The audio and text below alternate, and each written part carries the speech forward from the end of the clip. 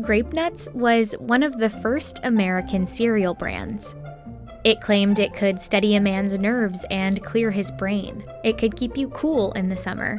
It was food for muscles, for the warding off of disease, and for men of brains.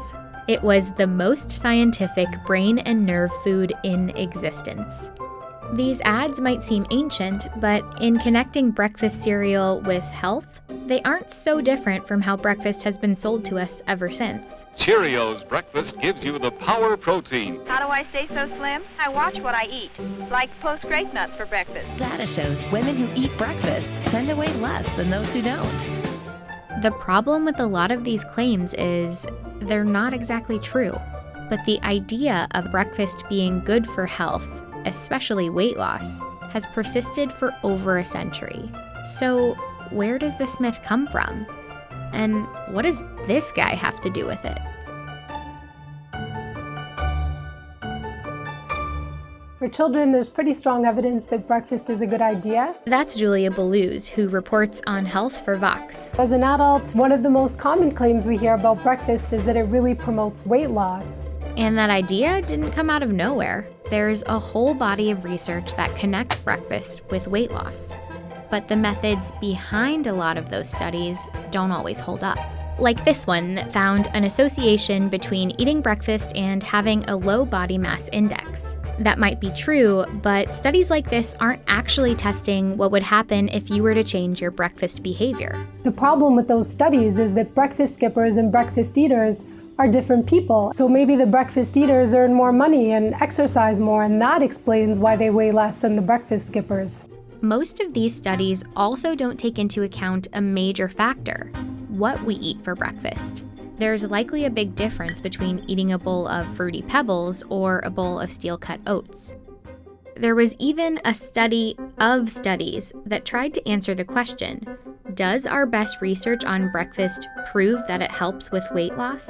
Researchers looked at 13 randomized controlled trials, the highest quality of evidence on breakfast and its effect on weight loss. When researchers looked at the studies, they found there's no evidence to support the notion that eating breakfast helps you lose weight. And they found that breakfast might even have the opposite of the desired effect. In some studies, people actually gained a little bit of weight when they started to eat breakfast.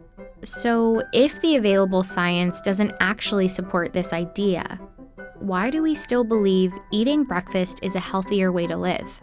Well, it has a lot to do with these guys. Before they got into cereal, Dr. John Harvey Kellogg and his brother, Will Keith Kellogg, ran a family business, the Battle Creek Sanitarium. It was a wellness center, a place where the wealthy could go for what they called biologic living. It included things like salt glow baths, light treatments, and strange-looking exercise machines. It was there, in 1898, that John Harvey came up with cornflakes as a way to curb indigestion. But he was also an extremely religious doctor who believed masturbation was a carnal sin. And he prescribed a bland diet, including cornflakes, as part of the cure. In 1906, John Harvey's brother, Will Keith, took cornflakes and mass-marketed them to the world. By 1917, Good Health, a magazine edited by John Harvey Kellogg, wrote, "In many ways, the breakfast is the most important meal of the day."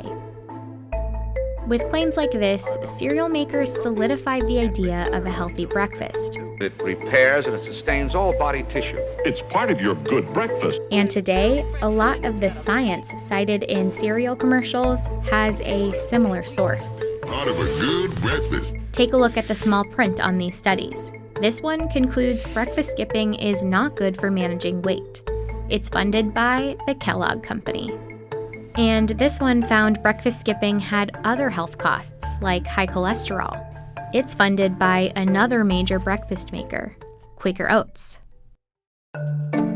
So, knowing all this about the slippery science of breakfast, should we still be eating it? There's little evidence that it's a great weight loss strategy, but that doesn't mean breakfast is bad. For a lot of people, breakfast isn't pointless. It can be a good time of day to stock up on vitamins and nutrients. But for the rest of us, it's up to you. That means if you're a breakfast eater like Julia, you can carry on. And if you're a breakfast skipper like me, don't worry, the best science we have suggests we're probably just fine either way. Thanks for watching. If you haven't already heard, we've launched a paid membership program called the Video Lab. For a monthly fee, subscribers get access to tons of special features. Becoming a member is the best way to support our work, so head on over to vox.com/join to sign up. See you there.